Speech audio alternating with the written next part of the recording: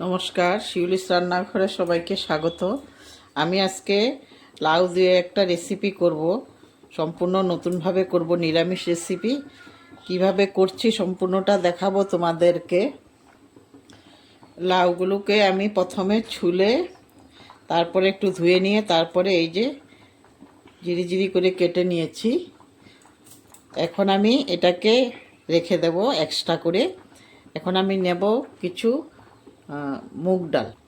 মুগ ডাল দিয়ে করব, নিরামিষ রান্না করব সম্পূর্ণ। এই জন্য আমি মুগ ডাল নিচ্ছি।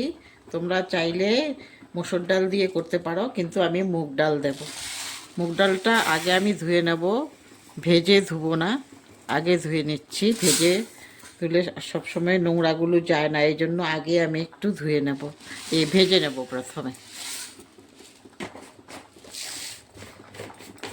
প্রথমে এই যে চাটনিটার মধ্যে নিয়েছি, এই জন্য এটার মধ্যে নিয়েছি, ভিজিয়ে রাখবো না, এটাকে পরিষ্কার করে ধুয়ে নেব প্রথমে। ধুয়ে জল ঝরিয়ে রেখে দেবো। চালনিটার মধ্যে রেখে দিলেই তোমার জল ঝরে যাবে। যে ধুয়ে আমি চালনিটার মধ্যে এখন রেখে দেব, রেখে দিলে সম্পূর্ণ জলটা ঝরে যাবে। কড়াই উনুনে বসিয়ে দিয়ে আমি এই যে তেল দিয়ে দিচ্ছি। ফোড়নে আমি শুকনো লঙ্কা দিচ্ছি। শুকনো লঙ্কাগুলো একটু ভাজা হতে হবে।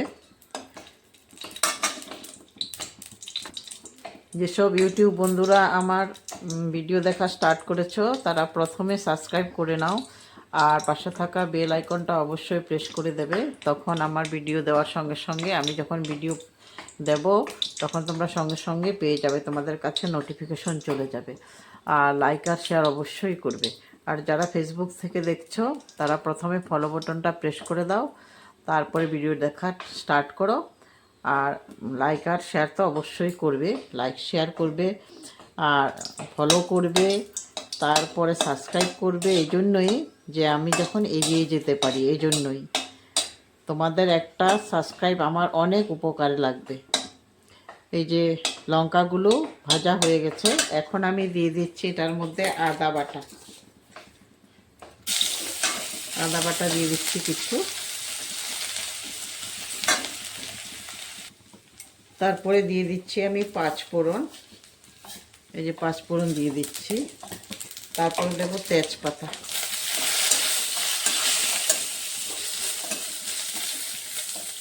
তারপরে এবার আমি যে ডালগুলো ধুয়ে রেখেছিলাম, ওই ডালগুলো দেব। ডালে যে জল ঝরে গেছে, জল ঝরা ডালে দিচ্ছি।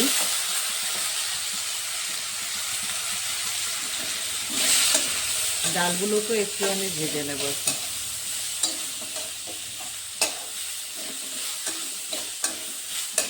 এইভাবে ভাজলে তখন ভালো হয় খেতে। একটু ভালো করেই ভেজে নিতে হবে ডালগুলো।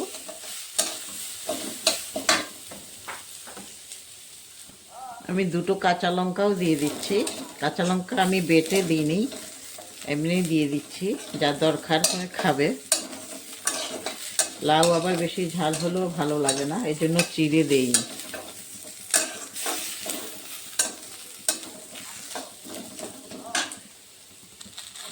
ডাল ভাজা হয়ে গেছে। আমি এখন একটু মশলার মধ্যে আমি দিয়ে দিচ্ছি এখন খালি জিরে গুঁড়ো, আর কিচ্ছু দেব না, আর হলুদ নুন।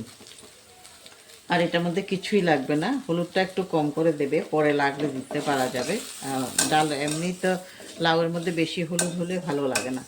আর আমি মশলার মধ্যে এখন জল দেব না, ডাইরেক্ট আমি লাউগুলো দিয়ে দেব। এমনিতে লাউ থেকে জল বেরোবে, এই জন্য আর লাউ মশলাতে জল দেইনি।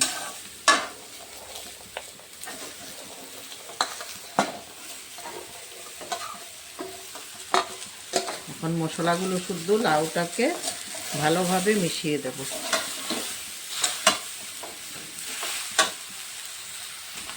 এখন আমি নুন দিয়ে দিচ্ছি। নুনটা আমি কম করেই দেব এখন, কারণ লাউটা তো কমে যাবে, এই জন্য কম করেই দিচ্ছি। নুন দিয়ে আমি নেড়ে চেড়ে ঢেকে দেব। আর জল দিতে হবে না, আঁচটা আমি কমিয়ে দেব, একদম লো টু মিডিয়ামে রাখবো। তখন জল বেরিয়ে যাবে লাউ থেকে, নুন দেওয়ার সঙ্গে সঙ্গে জল বেরোনো শুরু হয়ে গেছে।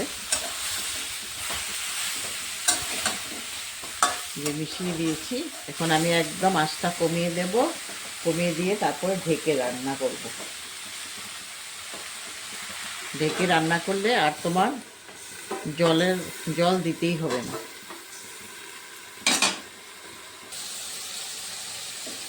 প্রায় হয়েই গেছে, আর একটু টানবে, একটু একটু গায়ে গায়ে জল আছে, জলটা টানবে।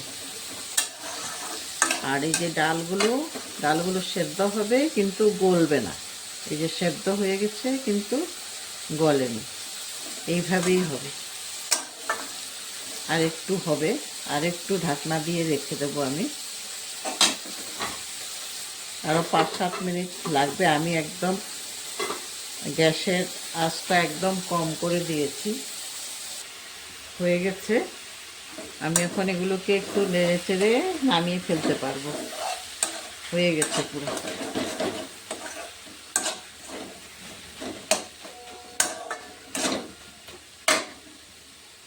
রেডি হয়ে গেছে। আমি একটা বাটিতে নিয়ে নিয়েছি। এখন আমি উপর থেকে উপরে একটু ধনেপাতা দিয়ে দিচ্ছি। এই যে রেডি, সম্পূর্ণ নিরামিষ লাউ।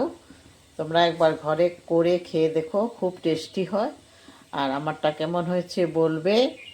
আর সবাই ভালো থাকো, ধন্যবাদ।